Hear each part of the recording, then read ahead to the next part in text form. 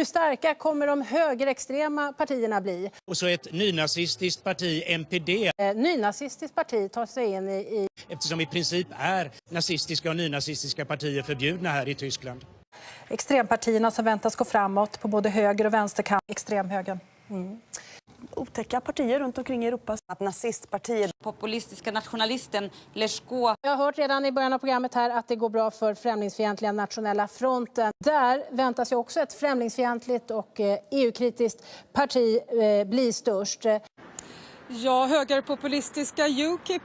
Från det högerextrema partiet Jobbik i Ungern. Ja, ikväll är EFI, alltså Sverigedemokraterna, och de kommer sitta bland några andra högerextrema partier. Jag tror inte att det... Den här tendensen ser vi ju i hela Europa, i nästan alla länder, att högerpopulistiska, även högerextrema partier går bra. Nationella fronten nu första. Det jag gjorde mest ont, det jag tycker, det är att Sverigedemokraterna kom in. Och det känner jag som är emot rasism och mot homosexuella som de är. Det gör mest ont i mitt hjärta. Sverigedemokraternas, alltså det som de står för. Jag tycker det är bättre med fler feminister och tråkigt med att det har kommit in fler rasister.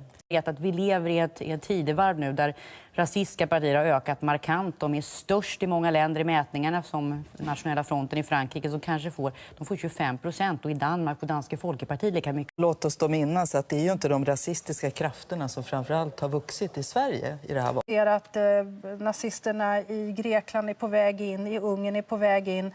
Dansk Folkeparti är största partiet i Danmark med 24% av rösterna enligt Danmarks radios vallokalsundersökning. Kul och folkligt. De högerextrema partierna går framåt. I många länder, som till exempel här i Ungern, har opinionsmätningar pekat på stora framgångar för främlingsfientliga och högerextrema partier. Om vi börjar med det, Alexandra. I ett av de största och viktigaste länderna då i EU, i Frankrike, så blir ett främlingsfientligt parti största partiet i det här valet. Kul och folkligt. Nej, men jag tänker att det var väntat. Jag tänker att 26 miljoner människor i EU är arbetslösa. Fattigdomen och krishanteringen har varit katastrofal. Främlingsfientliga högerpopulistiska partier draperar sin rasism i EU-kritik, i systemkritik, och vinner på så sätt mark. En slags epidemi, en rasistisk, en homofob, en antisemitisk epidemi som sprider sig.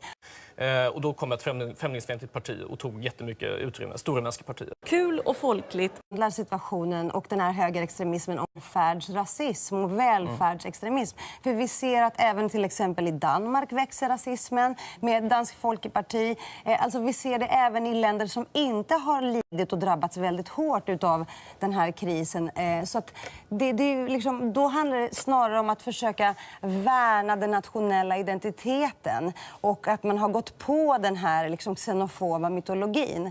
Med antisemitism och sådana saker, utan de har en annan retorik som kanske appellerar till fler. Då. Så att vi har en annan typ av partier. Nej, men de har ju islamofobin och antiziganismen. Det kan de ha. Och framförallt som draperar till kritik av tiggeriet till exempel. Och nu så ser vi hur det kommer en ny våg av antiziganism. Det men tycker jag det är att man inte heller får reducera rasismen till enbart de här rasistiska partierna som nu är på frammarsch. Utan vi ser också att andra partier, de som utger sig för att vara antirasistiska, i stor del har anammat deras språkbruk. Har låtit dem sätta agendan. Och det är där det är dags att sätta ner foten och värna demokratin på riktigt för hela Europa. Och plankorna som det går starkt framåt, det vill säga extremvänstern och extremhögern.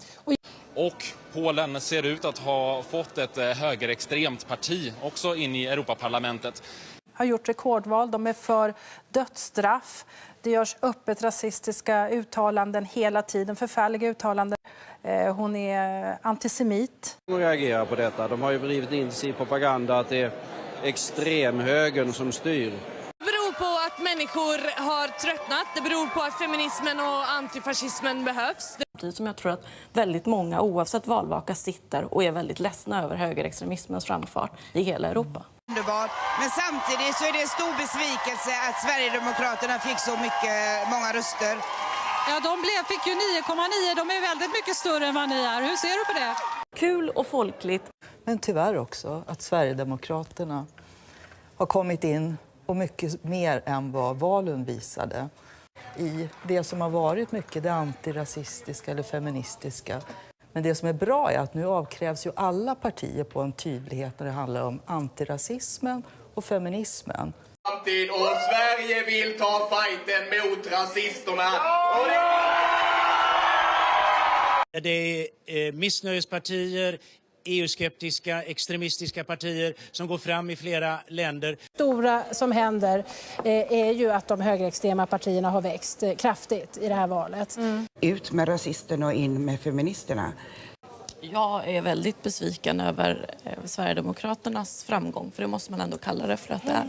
Och jag tror att det finns ett problem det här, att man inte har liksom släppt fram den här folkliga vreden som har funnits, utan det har varit den här diskussionen om att det är så viktigt att de får komma till tals och bla bla, att man inte liksom har respekterat det här att vända ryggen till.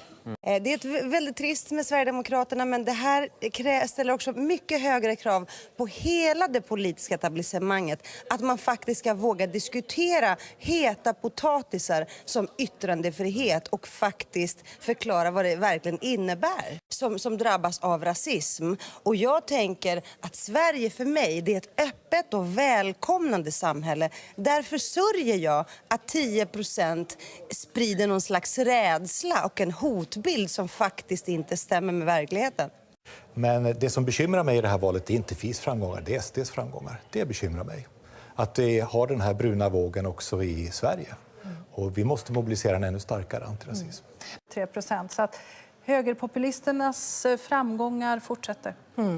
Det är två tendenser egentligen i det här valet. Det ena är, som Jan säger, den starka vänsterframgången. Men sen är det ju också en stark framgång för främlingsfientligheten på högerkanten. Jag har en känsla av att debatten med främlingsfientliga krafter har i hög utsträckning handlat om mycket annat. Om procentsatser och vad invandring kostar och allt möjligt.